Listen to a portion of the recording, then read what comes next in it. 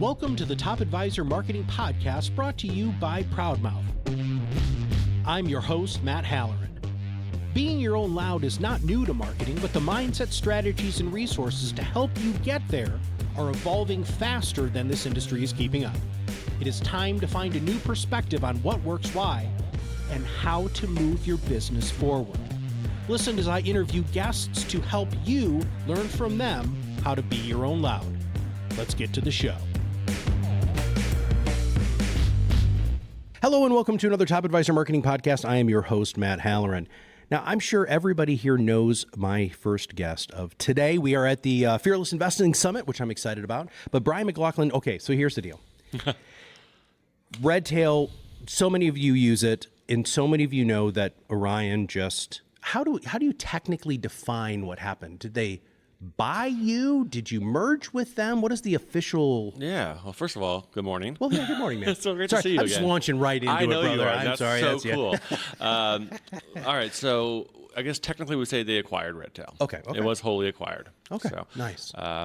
And we treat it like a merger in the sense that, we're a large company, big brand, a lot of users, and we are also having to merge the teams of the companies together as well. So it's a merger and a full acquisition. Okay. So, but we've, like we said in the beginning, the intent is we are going to have Redtail still stand alone. Mm-hmm. So it's a really interesting challenge that we're working on. Yeah. Okay.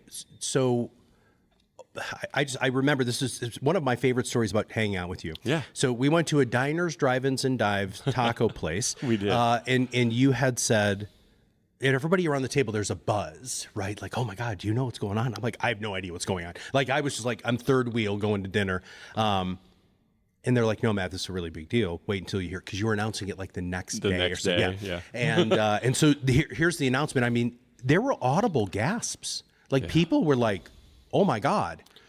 That must have been a tough decision.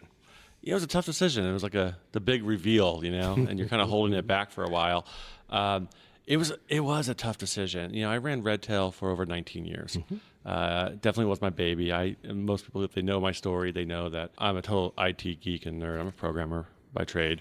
And I was just coding a solution that became Redtail, and I just had so much passion for what we were doing and what we could change for advisors that I just kept going.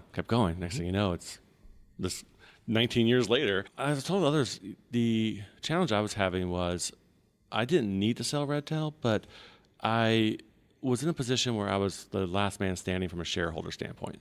Oh. And all my other partners had kind of wanted to retire. And they were kind of ready to say, hey, we're done, and go get them. And it probably took a good 6 months of my kind of reflection of really thinking through, like, do I want to keep running this on an island? Do I want to bring in outside resource? I mean, I could have easily brought in a PE firm.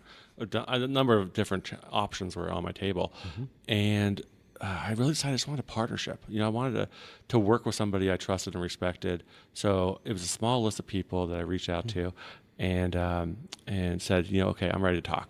Okay. And I'm well quoted as being, I've ignored everybody for years. I've seen tweets, I've seen the articles, I've seen all that. And that's absolutely true. I mean, it's always kept a close open door policy on it, but at the same time, I was never interested in selling. It was a great business. It still is an amazing business. And I still love what we do every day. So. All right. So you're now the president of Orian Advisor Tech. Yes. Okay. I actually called you by the wrong title last night at the reception. So I'm glad that I got that right. What does that mean now? So what does, because you had you last night we were talking and you said that now you're managing a much larger team. Yeah, right. And it's awesome. It was part of the plan. And I mean, maybe a little quicker than I think people kind of expected, but that's okay. Like, this is all part of a plan. And what it was is that originally when we came in, my job was to really handle the transition of Redtail, our culture, our teams, into the Orian ecosystem, and be part of one Orian there. So as we bring them in, that was my focus. Let's get this transaction finished. Let's get the people merged. And that quickly expanded to, okay, well, if we're doing all this work with all these multiple products now, we'll get into that, all the cool technology we have access to, it just being obvious, why don't we just have you run the whole thing? Oh. And I'm like, yeah, Of course it is. Let's do it. Yeah. So is it a big lift? Yeah, it's kind of a fire hose right now. It's been a few weeks, but yeah, because I was managing about 130, 140 people at Redtail, and now we're about 950 or so, 920. Most people who know me, they know me. I'm just a very empathetic, strong values person. And so I got a lot of people in my charge, and I hope I do them right. Yeah. All right, let's talk about all this new stuff, man. I don't even know where to begin with this. Where do I even begin? I don't know. It's a long list of stuff. We have so many cool things. All right. You know what the first thing is? We have this cool framework, right? We call it the PPIA, the Prospect, Plan, Invest, Achieve pillars, right? This framework or flywheel, whatever you want to call it, are pillars that say we can build a customer journey from prospect to achieve, right? And now with the CRM components, we truly do have end-to-end capabilities. The trick is going to be integrating those capabilities to make sense to advisors, right? And to make them more effective and efficient with their client interactions, with their account management, all of that. So think of things like bringing call to actions, little tidbits of other parts of the products that Orion's ecosystem had directly into the CRM as actionable. Right. So a lot of work has been done in the past, and even stuff that we did quick win stuff was framing it in. And we'll be looking now more of like, how do we natively put pieces in? And that's just one step, right? There's other cool projects we're working on. We have the Redshift project. The Redshift project is a kind of a mind shift in how we want the industry to look at using and accessing real-time data. So right now in the world, we do APIs, flat files, all this type of stuff. And lots of synchronization engines are running to handle all these integrations and blah, blah, blah. The huge shift we did going to AWS with Orion and Redtail and AWS is we can now load into a massive data warehouse all your data as we use it internally and immediately replicate it to you, third party. So we have a number of firms starting to do this now where then they can do their own reporting, they can do their own analysis, and they get the best of both worlds. They get all our tools managed by us, but they also get access to all their real-time data. Like in one user interface location. And they can just, one database. So they can build whatever they want. They want to pull it into their own internal tools. They want to run a different type of report. We do pro service at work for that, but now you don't have to. And you might mash other data that we don't even have onto our data. But this idea of like there's no sync anymore, it just shows up when we have it, the second we have it, it's pretty awesome. So that's another little thing. Holy that's not little, that's amazing. It's huge. Holy crap, dude. Wow. So that's just scratching the surface. There's a menu of items of tech tools and capabilities that the Orion Redtail platform have.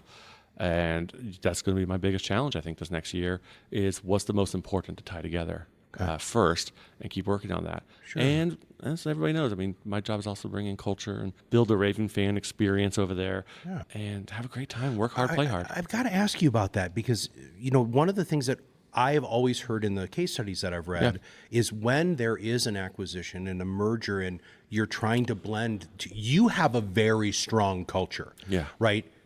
Orion's a very different culture. How are you going to do that, man? Organically and lead from the top. Nice. Right? Okay. I don't believe in forcing it. It can't be. You can't just force a culture on a company or people, but you can lead them down a path and show them, what the opportunities are, what excitement can look like, what are we building, why does it matter? Get them built into the idea of what they're doing actually has meaning and value to their job. And that goes, though, from support all the way up, right? And so we really just trying to exude that from my level and then all my leaders below me, then below them. Yeah. And the trick to me, I think, is to be just engaged at every level as much as you can. It's tough. It's an active process. It's not something you can just do passively. You actually have to think about it and put work into it. That's part of the reason historically why I would travel so much is it was part of being a part of that community and showing, I care and I want to be here with you. Yeah. I'm going out of my way. I'm coming out across the country week after week after week or whatever because I give a damn about the community. Yeah. So one of the other things that I think you give a damn about, and I've always been so something I admire about you is you're so approachable and people feel comfortable telling you about the product, right? Yeah. So, you are not building things in a vacuum. You have this, and in fact, I don't even know how you manage that, Brian. You've got this huge feedback loop. How did you do that? Was that like you just woke up one day, or is this part of who Brian is to the core? This is Brian at a core. It's funny that during the pandemic, I took my leadership team. This is pre-acquisition, during the pandemic, we did executive leadership training, and we brought in an outside coach, and we decided, let's go ahead, let's just really double down on making all of us, me included, and the leaders, amazing leaders. Like, how can we elevate the game? And we learned so much about ourselves. And I found out that that I am green from like an SDI or whatever disc or whatever. Okay. But green meaning analytical. That's not very surprising. It's not surprising, right? No. It wasn't surprising to me. But then what that means to me, when it helps drive my values, the data, and helps me justify or identify the pieces that I'm excelling at or maybe not. And I use all that data to kind of decide on my decisions. And so all my team now, they're like, lead with data to help so he can make an educated decision. Yeah. So I'm always asking questions about that. Otherwise, I got an amazing team around me, and that's true to form. I mean, we've seen that in the books and Good to Great, all those type of things. Yeah. Have an amazing team that surrounds you, that can help you when you need to help, and that you can lead them when you need to lead them and let them go. And I'm really happy that I have an amazing team. Yeah. So. All right. So what is the biggest lesson that you have learned from this? From the acquisition? Yeah. You got to have a turtle shell on. It's exhausting. It is true that, yes, it is a multi-month process that will beat you up as a business owner, because you're trying to run a business with this question mark acquisition, right? Because as everybody knows, when you're going through a transaction of any sort, it could drop any time. I think the saying is, it fails 3 times before you actually succeed. Mm-hmm. It did not happen that way for me, but I think I was in the position I was in. Like, people were really interested to talk and figure out a path. But once you actually engaged, and I said, yeah, Eric, let's do this. And it was like instantaneous, like 30 seconds later, okay, we're done, let's go. And then you get the lawyers. Yeah. Oh, yeah. And I don't mind lawyers. Mm-hmm. All you lawyers listening are great. But the process is hard for a non-attorney or non-M&A person, and the due diligence and all that, and just brace yourself for the workload. So in hindsight, I wish I had done a lot more prep work on that front. We did not use an investment banker team or anything like that. This was just using our own corporate attorneys and so forth. I think there's really great value in that, and my timing just didn't apply really for that type of model, but I would have prepped a little bit more. Other words of advice for other entrepreneurs that might be doing this, is get your books in order. Make sure your finances are set. Do it externally if you need to, whatever. But get all your corporate documents in order before you go down this road. Yeah. I had most of that. I'd say probably 80% set, but it's exhausting to get that last 20% and go back and forth. So just get ready for the process. It is a journey. It has a fantastic ending. Mm-hmm. And I hope everybody who goes through it has a fantastic feeling at the end.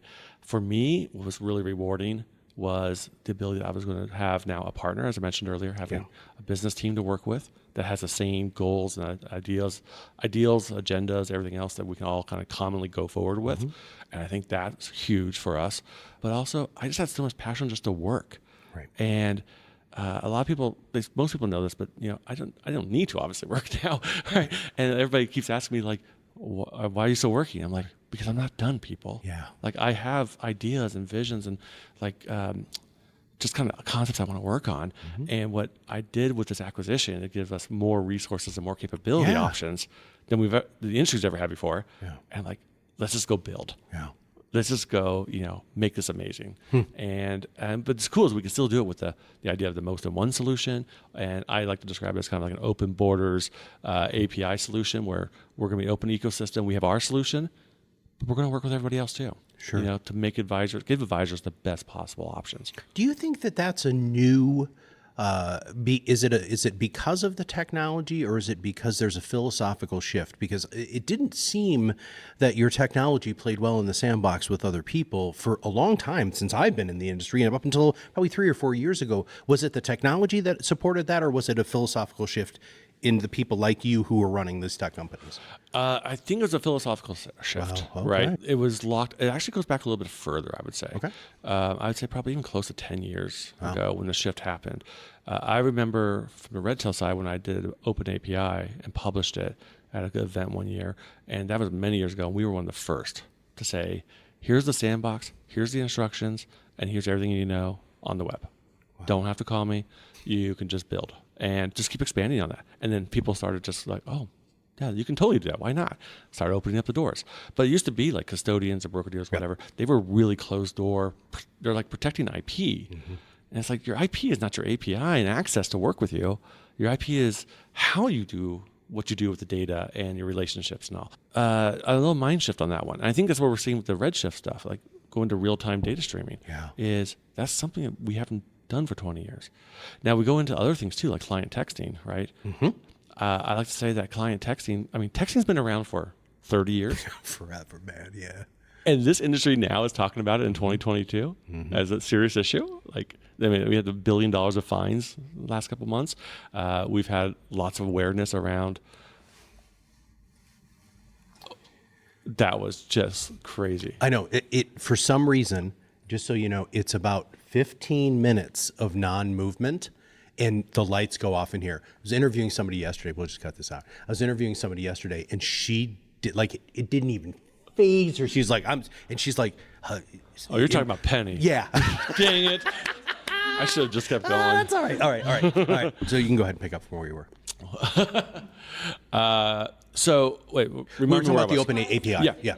There you go. What's that? Why is texting an issue now? Yeah. So, what we're saying is that texting, a technology that's been around for 30 years and the industry's now talking about it. And that's like the SEC's paying close attention, putting a lot of scrutiny on people for the communications. And as I said to other people, is that we're not bringing the technology that the clients want, the investors want, to the advisor's doorstep. Like we're not delivering it to them so that they can react, talk, and bring themselves, their business, to the investor. And I just look around. You do this well. We text, we're walking, texting, all that. It's the fastest way to consume data now. We don't call somebody, we text them. We have a question, we text, and we wait for a reply, and we expect a reply. When you call somebody, what do we do now? Voicemail. Eventually I'll listen to it. Who answers the phone anymore? And it's a change, but I wish we need to get the industry going faster on these type of changes. Sure. We're not to the point where there's only a couple companies that can do like WhatsApp surveillance. So you can use WhatsApp as a solution, or Telegram, or any of these other ones. And we just got to figure out ways to do that and offer that technology to advisors. It's always been amazing to me how slow our community has been to adapt to change. But then they're so darn grateful for it when they get it, like, holy crap. There's some weird statistics, and I'm going to get these wrong by maybe a couple of points, and you're the data guy, so you might be able to correct me here. But, people respond to texts within like 30 seconds or something insane like that, where it might be a week or two for an email. And I've actually talked to clients about that a lot, and they're like, well, Matt, I can't text. I was like, I think we're getting real close. And there's currently at least 4 or 5 solutions that do it. We got Redtail Speak, obviously, and that's been around for about 5 years. Okay. So, but even take a backstory on that one. Yeah. We did that as a Orian Fuse hackathon. We did the Fuse hackathons. We just got done with one a couple of weeks up in Park City, and we'll do it again next year, which is going to be awesome. But the hackathon probably 7 years ago, me and another developer built Speak. Wow. And we literally said, you guys all can have it. Whoever wants the code can have it. Like, we're not building this. And we're like, there's just a prototype, a concept. Yeah. And we said, this is what you can do. Okay, cool. A couple of years go by. We're like, maybe we should just build it. Since nobody else is going to do it, maybe we should just do it. Yeah. So then we built a couple more versions of it. Sure. We finally nailed one down. And honestly, we kind of screwed it up. We tied it straight to the CRM. We had an A-B decision to make. I went with A, should have gone with B or whatever. And we have then since pivoted over those years to say, no, now it's a standalone, dedicated product that just does communications. Yeah. And that has now skyrocketing off because, well, one, the SEC's got some scrutiny going on, but number two, it's also a tool that you don't have to use like our CRM for, so that if you are using a competitor, you can still do texting. If they don't have it, we got it. Yeah. So, and that goes back to the whole most in one open borders concept, and that's okay. Well, first off, I'm very glad that you're not done yet, because what you're doing and how actively involved you are in the creation of the thought leadership and what you guys, it's freaking cool, man. But I'm going to ask you my favorite question that I ask on the end of every show, which is, what should I have asked you that I didn't? You didn't ask me like what I did during the pandemic. Great. All right. What did you do during the pandemic? Have you answered that question to your listeners? What did you do? Did you pick up make sourdough bread or? Oh, no, we tripled the size of our company. You're amazing. Well, I sold mine at the end of it. So you didn't ask about that, but what other things do you have to ask about? some of the roadmap stuff, I think one of the big things you didn't ask about is what are we doing at Orian for next year? Great. Perfect.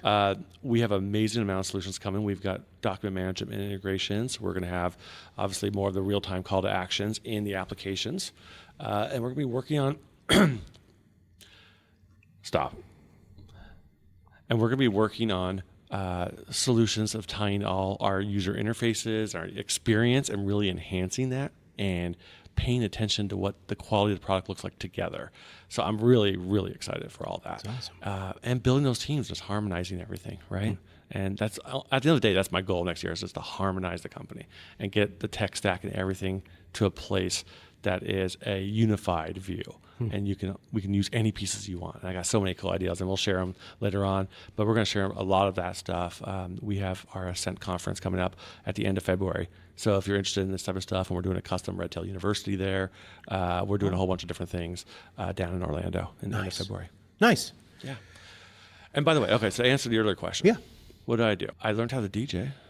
Oh, man! You know what? We Now can I'm sharing probably. this publicly, and it's dangerous, but that's because I want to do this. I would love to see you behind turntables, man. That would be so much You could fun. have taught me last night, actually. Where were you? Were you down? I went and actually talked to the DJs, and they let me kind of play around. Oh my gosh! Oh my gosh! So the end of the evening around 8 o'clock was me. Wow, that's fantastic. With a serious amount of help from those amazing DJs who I befriended. I know I do it from the Girl Scout troop of my girls. So it's more of a truly garage hobby. Gotcha. But that and lots of Legos. Everybody knows I do Legos. Yeah. So that's my thing. Yeah. Yeah, one of my favorite things, we bought my son for Christmas the Pirates of the Caribbean ship. Oh, yeah. And he was like, Dad, I'm so excited to sit down and work with you on this. Yeah, he did. Isn't that cool? Yeah, but he didn't really help me very much. That's dude. okay. He just In his sat and mind, he watched me did. do it. Yeah, you're right. In his mind, he did the whole darn thing by himself. Yes, and you got the time with him. And then I finished it, and then within about 30 minutes, he took it apart. And destroyed it. Yeah. Yes. And he's like, well, I want to use this piece for this and this and this and this. But That's anyway. what kids do. Yeah. All right, Brian. Well, hey, thanks for being on the show. It's always a pleasure to have Yeah, you here. And in fact, love to. actually, this is I've never actually had you officially on the show. It's the first so time. we're 400 episodes in, and I finally got you in here. And I want to go ahead and thank Street Cred for bringing you in, which was absolutely fantastic. But Brian, it's always a pleasure. I love seeing you at conferences. You are a friendly face, and it's always nice to give you a big hug. And thanks for doing the show today. Thanks, Matt. Can't wait to get some more tacos, and I would look forward to joining your show more. Thanks, brother. All right, everybody. If you have not subscribed to the show, make sure that you do. And also make sure that you check out Redtail's website. We're going to make sure that there are links for everything so you can find out about that Ascent conference. So for Brian and everybody at Redtail, this is Matt Halloran. We'll see you on the other side of the mic very soon. Thanks for listening to the Top Advisor Marketing Podcast, brought to you by ProudMouth. If you want to know more about how you can be your own loud, visit us at ProudMouth.com and sign up for the PodRocket Academy. Through courses and office hours led by professional podcast producers and digital marketers, you will learn everything you need to know to become the trusted subject matter expert you were meant to be.